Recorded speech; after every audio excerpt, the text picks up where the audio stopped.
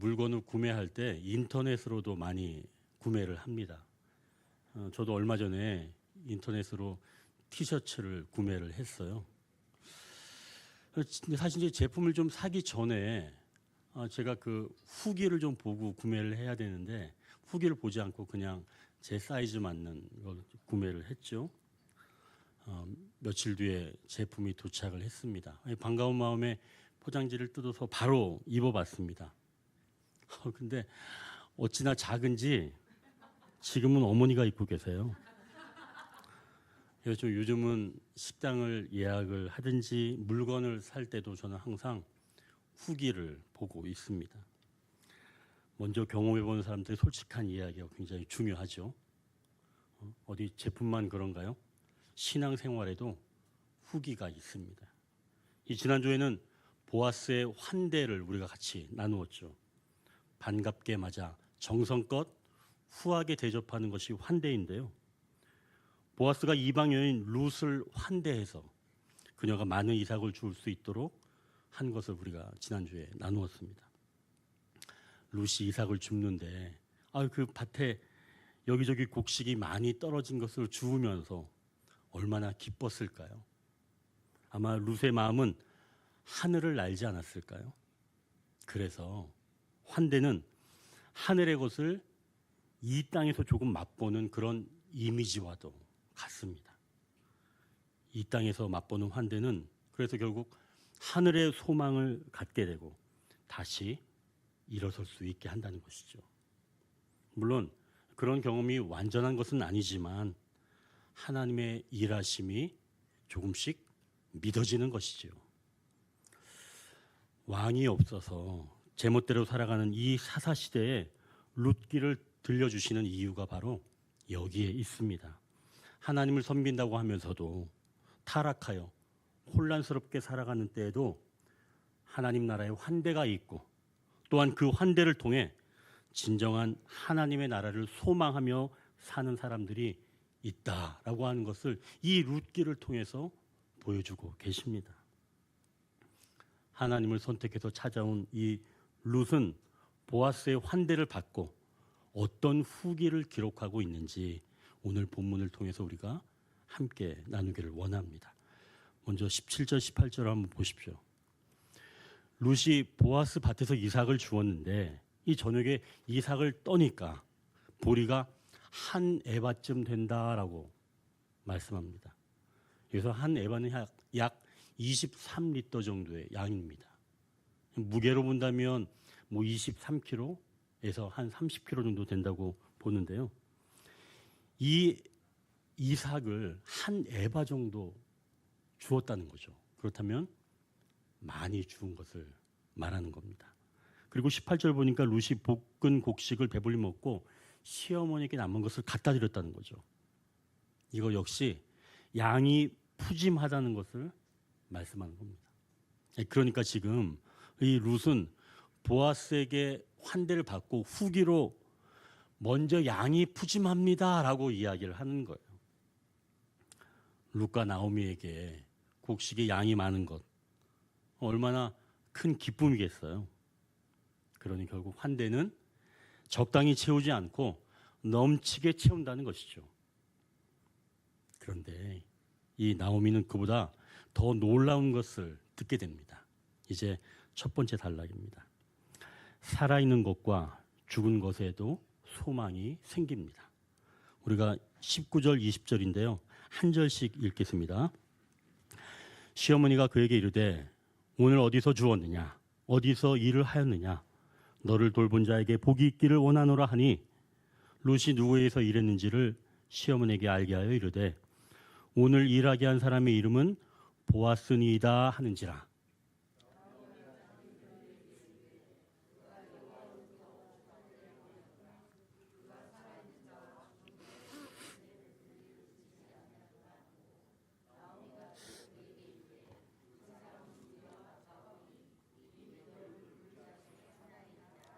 아멘.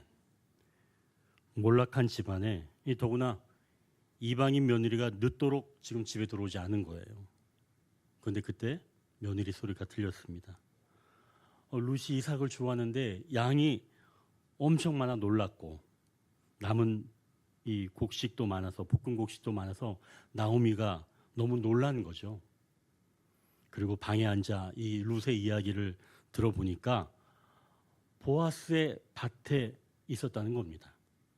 그래서 이 우리가 19절 20절 보니까 나오미는 환대를 베푼 이 보아스를 위해서 2번씩이나 하나님의 복을 빌고 있습니다. 결국 보아스처럼 환대를 베푼 사람들이 왜 그렇게 점점 더 복을 받는지 우리가 이 부분을 봐도 알 수가 있죠. 그의 환대를 받은 사람들이 그가 복 받기를 이렇게 빌고 있으니까 보아스가 더 풍성해질 줄 믿습니다. 자, 그런데 나오미가 좀 희한한 말을 하는 거예요. 룻이 보아스의 밭에서 일했다고 하니까 이 나오미가 이렇게 이야기하는 겁니다. 그가 살아있는 자와 죽은 자에게 은혜 베풀기를 그치지 아니하도다. 여기서 살아있는 자는 나오미와 룻을 이야기하는 것이겠죠. 자, 그럼 죽은 자에게 은혜를 베푼다는 것은 무슨 말일까요? 20절 하반절을 보면 알 수 있는데요. 그 사람은 우리와 가까우니 우리 기업을 물을 자 중에 하나이니라 하니라. 여기서 기업이라고 하는 것에 각주가 되어 있죠.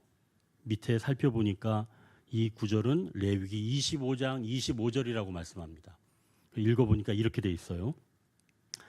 만일 내 형제가 가난하여 그의 기업 중에서 얼마를 팔았으면 그에게 가까운 기업 물을 자가 와서 그의 형제가 판 것을 물을 것이요. 지금 보아스는 결국 나오미의 무너진 가문을 세워줄 수 있는 사람이라는 말씀이죠. 고대 이스라엘에서는 친족 형제가 아내를 홀로 남기고 고인이 되면 고인의 가까운 친족 중 한 사람이 그를 아내로 맞이해서 고인의 이름과 유산을 이을 아들을 낳아주고 잃어버린 재산을 다시 얻게 해주는 제도가 있었습니다. 나오미는 조금 앞선 생각이지만 보아스가 그것을 실행해 줄 가까이 있는 친척이라는 사실을 말하고 있는 것이죠. 즉 소망이 생긴 겁니다. 남편도 죽고 두 아들도 죽고 이제는 2명의 과부만 남은 겁니다. 그리고 며느리가 이삭을 주어와야만이 이 가정은 먹고 살 수가 있는 거예요. 소망이라고는 전혀 없는 그런 가정이 된 거죠. 그런데 지금 보아스가 나타난 겁니다. 이건 뭘 의미하는 걸까요? 진정한 환대를 받으면 살아있는 것은 물론이요, 죽어있던 것, 즉 소망이 끊어졌던 것이 다시 소망이 생긴다는 말씀입니다. 나오미는 자기 인생에 이제 소망이 없었습니다. 실패한 인생이라고 여겼던 거죠. 다 끝냈다고 생각했는데 보아스가 나타나면서 지금 한 줄기 빛이 보이기 시작하는 겁니다. 신앙의 세계에서의 환대도 바로 이와 같다는 말씀입니다. 우리의 진정한 보아스 되시는 주님께서 우리를 환대해 주신다면 우리의 죽어있는 부분에도 소망이 생기는 줄 믿습니다. 그게 믿어지는 거예요. 룻처럼 하나님을 선택하고 그 밭에 머물러 있는다면 우리의 소망이 되시는 주님은 죽어있는 부분에도 소망을 주시는 줄 믿으시길 바랍니다. 바울도 이 주님의 환대를 받고 자신의 죽어있는 부분에 소망을 갖기 시작했습니다. 이 바울이 고린도 후서에 자기가 죽어있는 부분이 있어서 기도했다는 내용이 나옵니다. 고린도후서 12장 8절인데요. 그가 이렇게 말합니다.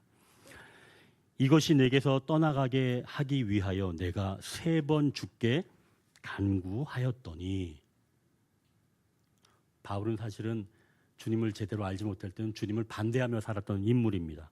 그런데 주님께서 환대해 주시는 그 주님을 알게 된 이후 주님은 선하신 분이구나 라고 하는 사실을 알게 되었죠.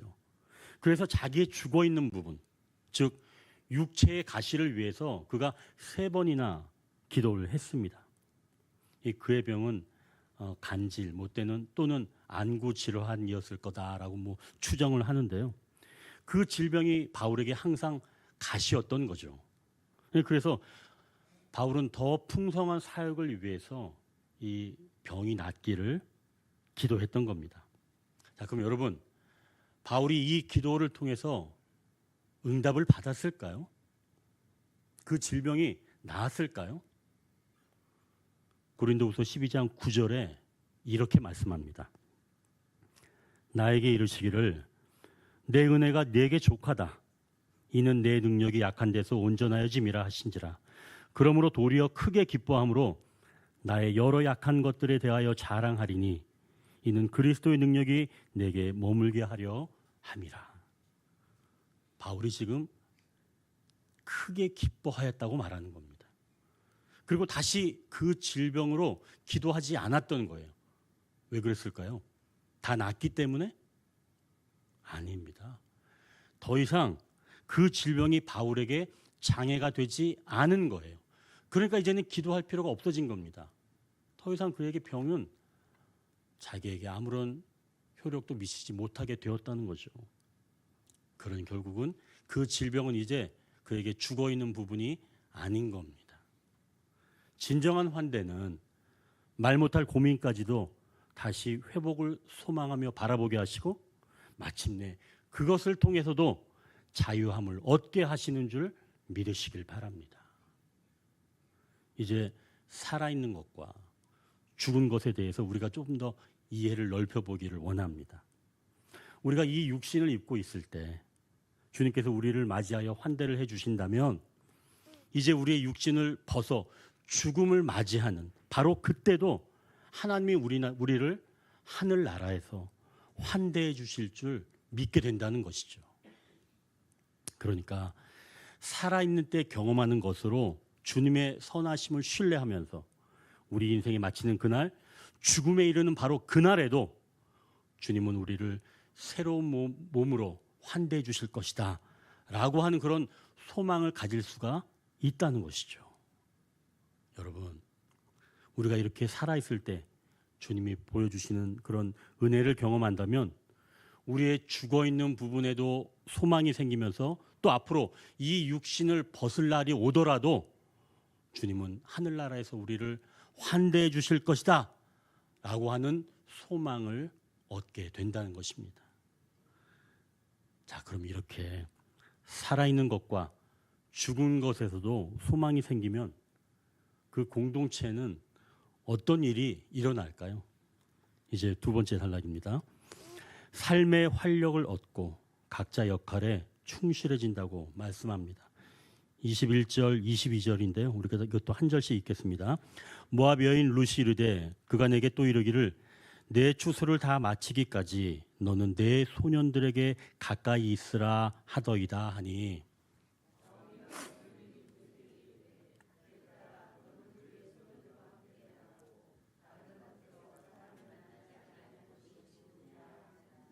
아멘. 이 나오미가 보아스에 대해서 말하니까 이때 모압 여인 룻이 뭔가 또 생각이 났다는 듯 보아스가 한 말을 지금 떠올리는 겁니다. 그리고 나오미에게 들려주는 거죠.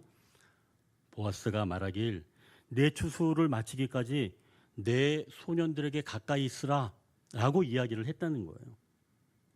여러분 여기서 보십시오. 룻이 말할 때 모압 여인이라고 하는 이런 수식어를 앞에다 붙여놨습니다. 다른 곳에서는 지금 룻이라고 이야기를 하는데 왜 굳이 여기에서는 모압 여인이라고 하는 수식어를 붙여 놓았을까요? 이것은 보아스가 이방 여인에게 한 일을 강조하는 겁니다. 나오미의 가족들은 베들레헴의 흉년이 들자 고향을 떠났던 사람들이죠. 고향에선 굉장히 유지였습니다. 어려운 사람을 도울 수 있는 그런 위치에 있던 사람들이죠. 그런데 그러한 어려운 사람들 돕기를 거절하고 피해버린 거라고 볼 수 있는 거죠. 어떻게 보면 지금 보아스의 역할이 바로 나오미와 그 남편 엘리멜렉이 해야 할 일이었을 줄 압니다. 그런데 보아스는 이방인을 위해 이삭을 밭에 많이 남겨둔 것은 물론이고 추수가 끝날 때까지 여기 가까이 있으라 라고 이야기를 했다는 겁니다. 나오미는 그 이야기를 듣고 마음에 찔림이 오지 않았을까요? 아, 그 일이 바로 우리가 했어야 할 일이구나. 하나님께서 나에게, 우리 가족에게 그것을 원했던 거구나. 바로 나를 돌아보게 되는 그런 말씀이라는 거죠. 그럼 나오미가 자기가 그때 그 역할을 감당하지 못했기에 후회하고 슬퍼하면서 다시 이제는 그 역할을 해야 할까요? 아닙니다. 지금은 나오미가 그 역할을 감당할 수가 없지요. 자기 밭도 없고 지금은 그 역할이 아닙니다. 전에 하던 내 역할이 내가 거부함으로 인해서 사라졌다고 해서 지금 아무것도 할 수 없다고 생각하지는 마십시오. 주님의 진정한 환대를 받으면 또 새롭게 쓰임받는 줄 믿으시길 바랍니다. 이제 나오미는 후회하는 인생이 아니라 오히려 내가 할 것을 찾는 인생이 되었습니다. 그 삶의 활력을 얻게 된 거죠. 21절에 룻이 나오미에게 말합니다. 어머니, 보아스 어르신이 추수가 끝날 때까지 그분의 소년들에게 가까이 있으라고 하셨어요. 이렇게 이제 어머니에게 이야기를 하니까 나오미가 룻의 이야기를 듣고 말해줍니다. 딸아, 너는 소녀들과 함께 나가라. 이 보아스는 사실 룻에게 소년들과 함께 있으라 라고 하였는데 나오미는 소녀들과 함께 나가라는 겁니다. 그럼 먼저 보아스가 소년들과 함께 있으라, 가까이 있으라 라고 하는 것은 무슨 뜻일까요? 당시에 소년은 이삭을 주었고 소년들은 곡식단을 정리를 했겠죠. 그러니까 룻이 소년들과 함께 있으면 더 많은 이삭을 주울 수 있었을 것입니다. 그래서 보아스는 룻에게 더 많은 이삭을 얻을 수 있도록 소년들과 함께 있으라 라고 이야기를 했던 거고, 그런데 나오미는 그 이야기를 듣고 룻에게 말하길, 너는 소년들과 함께 있지 말고 지난번처럼 그렇게 한 에바 많이 가져올 그렇게 하지 말고 오히려 소녀들과 함께 있어라. 그 위치를 잘 지켜라. 너무 드러내지 말아라. 너무 많은 것을 얻지 말아라. 이러한 뜻으로 이야기한 것은 아닐까요? 결국 이것은 나오미가 룻에게 영적 지도를 해주는 것입니다. 결국 나오미에게 새로운 역할이 생긴 거죠. 룻을 위해 이렇게 영적 지도를 해주면서 또한 룻을 통해서는 자기의 삶을 뒤돌아보게 되는 겁니다. 룻도 마찬가지죠. 어머니를 더 의지하게 되는 거죠. 그럼 이제 여기서 우리가 알 수가 있습니다. 진정으로 환대를 받는다면 우리 각자의 역할을 찾고 충실해질 수 있다는 말씀이죠. 영적인 차이가 나도 서로 필요한 존재이며 함께 선을 이룰 수 있다는 말씀입니다. 이제 우리 삶을 한번 좀 뒤돌아보십시오. 우리는 비슷한 사람끼리 좀 어울리려고 하죠. 만나보다가 좀 수준이 차이가 나는 것 같으면 좀 무시하는 경향이 좀 있습니다. 그러니까 어느 정도 좀 비슷한 사람을 원하죠. 그러나 환대를 받으면 하나님께서 만나게 하시는 그런 분은 그만한 이유가 있다는 것을 우리가 알게 됩니다. 그래서 각자의 역할에 충실할 수 있게 된다는 것이죠. 자, 그럼 이제 이 두 사람, 룻과 또 나오미, 이 두 사람이 이제 이삭만 많이 주면 될까요? 그게 진정한 삶일까요? 아닙니다. 환대를 받으면 더 큰 것을 소망하게 되죠. 이제 세 번째 단락입니다. 기다리며 살게 하신다고 말씀합니다. 우리가 23절을 같이 읽겠습니다. 이에 룻이 보아스의 소녀들에게 가까이 있어서 보리 추수와 밀 추수를 마치기까지 이삭을 주우며 그의 시어머니와 함께 거주하니라. 아멘. 룻과 나오미가 이제 먹고 사는 문제에서는 이번 보리 추수와 밀 추수가 끝나기까지는 걱정하지 않아도 되게 되었습니다. 사실 이스라엘에 처음 들어와서 어떻게 먹고 살아야 하는가 걱정을 많이 했는데 그게 엊그제 같은데 그래도 하나님께서 보아스의 밭으로 인도해 주셔서 환대를 받게 해 주셔서 룻과 나오미가 최소한의 삶은 이제 보장을 받게 되었죠. 환대를 받았으면 그러면 그것으로 만족하는 삶 그렇게 살면 될까요? 아직 룻은 그냥 이삭을 줍는 소녀들과 매한가지입니다. 나오미도 룻이 어디까지 가야 하는지 나오미는 분명히 알고 있습니다. 그래서 오늘 본문 아니지만 그 다음인 3장 1절을 한번 보십시오. 거기 이렇게 말씀합니다. 룻의 시어머니 나오미가 그에게 이르되 내 딸아 내가 너를 위하여 안식할 곳을 구하여 너를 복되게 하여야 하지 않겠느냐. 나오미는 룻이 진정한 안식의 세계에 머물기를 원하는 거죠. 환대를 받은 사람은 더 나은 것을 사모합니다. 거기서 만족하지 않고 더욱 성장해서 주님의 신부가 되고 그리스도의 장성한 분량에 이르도록 나아가기를 소망한다는 것이죠. 그래서 룻은 기다리며 살고 있는 겁니다. 자, 그렇다면 기다리면서 어떻게 살았는지 우리가 오늘 본문 23절을 다시 한번 보십시오. 룻이 보아스의 소녀들에게 가까이 있었다고 말씀합니다. 나오미에게 받았던 영적 지도대로 소녀들과 가까이 지냈습니다. 소녀들은 이미 보아스의 보호를 받는 자들이죠. 룻이 그들과 가까이 한다면 아마 보아스에 대해서도 더 많이 알게 될 것입니다. 주인의 말, 주인의 행동, 주인이 좋아하는 것, 주인이 싫어하는 것, 그동안 몰랐던 것에 많이 배울 수가 있겠죠. 또 소녀로서 어떻게 행동해야 하는지 아마 그 소녀들과 가까이 하면서 많이 배웠을 줄 압니다. 또 룻은 자기 시어머니와 함께 거주하였다고 말씀합니다. 이스라엘에 들어오기 전에 이 룻이 어머니를 따르고 내가 어머니를 떠나지 않겠습니다 라고 하는 자기 결단이 있었어요. 자기 다짐이 있었죠.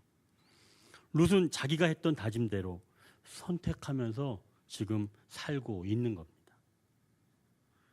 그러니까 더 나은 것을 기다리며 산다는 바로 그런 것은 오늘 더 나은 것을 선택하며 살아간다는 말씀입니다. 공동체에서 영적 지도를 받은 대로 또 예전에 자기가 결심한 대로 그것을 선택하면서 살아간다는 것이죠. 여러분, 우리는 이제 더 나은 것을 소망하면서 살아가는 그리고 더 나은 것을 기다리는 바로 그러한 자들입니다.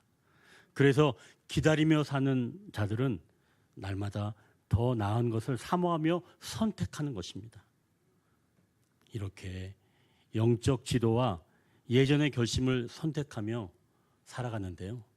근데 그렇게 살기가 어디 쉬운가요? 쉽지는 않죠. 왜 그러냐면 보아스의 밥만 믿고 있다면 불안한 마음도 언젠간 또 찾아옵니다. 그래서 또 다른 밭이 눈에 들어올 수도 있게 되죠. 유혹이 분명히 생길 수 있다는 겁니다. 그런데 진정한 안식을 기다리는 자는 그 상황에서 바른 선택을 하면서 진정한 안식의 시간을 기다려야 한다는 것이죠. 내 삶에서 정말 주님이 계시다는 것을 조금이라도 맛보았다면 더 나은 것을 사모하시길 바랍니다. 그 자리에 머물러 있는 것이 아니라 더 풍성한 것을 사모하면서 천국을 사모하십시오. 이렇게 더 나은 것을 사모하면서 바른 선택을 하는 것, 그것이 바로 기다리는 자의 삶이라는 것이죠. 혹시 이때 이런 생각이 들지 않으신가요? 저도 그렇게 잘 선택하고 싶어요. 그런데 그게 어디 쉬운가요? 그렇다면 그때마다 23절에 말씀한 보리와 밀을 바라볼 수 있습니다. 보리와 밀은 양식이죠. 하나님께서 나오미와 룻을 위해 길러두신 양식입니다. 그걸 보면서 바른 선택을 하며 기다리는 거죠. 우리 삶에서도 바른 선택을 위해서 지금까지 인도해 주시고 앞으로도 인도해 주실 것이란 의미를 담은 그 보리와 밀을 바라볼 수 있어야 합니다. 저도 마찬가지예요. 저도 마음이 답답하고 좀 버거워질 때, 그런 마음이 들 때가 있습니다. 아니, 왜 저라고 없겠어요? 저도 그럴 때가 있습니다. 삶에 어려움을 느낄 때가 있다는 거죠. 그러면 저는 우리 교회에 오면서 이 십자가를 바라봐요. 제 삶이 어지러울 때마다 하나님께서 나를 인도해 주셨고 이 모양 저 모양으로 여기까지 저를 인도해 주셨다는 것을, 그 십자가를, 여기에 이 십자가를 보면서 저는 기억을 합니다. 그래, 선하신 주님께서 나를 지금 이 자리까지 인도해 주셨지. 그래서 마음이 흐트러질 때는 그 십자가를 보면 마음이 차분해집니다. 마치 23절에 나오는 보리와 밀처럼 십자가가 그렇게 보이는 거예요. 그래서 여러분, 기다리는 자는 보리와 밀을 바라보는 겁니다. 하나님이 나를 그렇게 사랑하시고 지금까지 인도해 주셨지 라고 하는 그 보리와 밀을 바라보면 우리는 삶에서 또 바른 선택을 내릴 수가 있다는 거죠. 여러분, 이제 마음이 흐트러지거나 불안하거나 무게에 짓눌리는 그런 마음이 생길 때 주님께서 우리를 위해서 베풀어 놓으신 그 보리와 밀을 바라보시길 바랍니다. 그때마다 아마 하나님께서 바른 것을 선택할 수 있는 그런 용기를 주실 줄 믿습니다.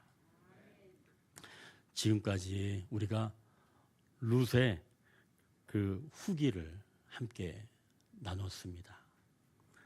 우리도 주님을 삶에서 맛보았다면, 주님의 환대를 받아봤다면 이제 우리도 신앙의 후기를 한번 기록해 보는 것은 어떨까요? 말씀을 정리합니다. 주님의 환대를 받는다면 살아있는 것과 죽은 것에도 소망이 생깁니다. 그럴 때 비로소 삶의 활력을 얻고 각자의 역할에 충실해진다고 말씀합니다. 그리고 기다리며 살게 하신다고 말씀합니다. 기도하겠습니다.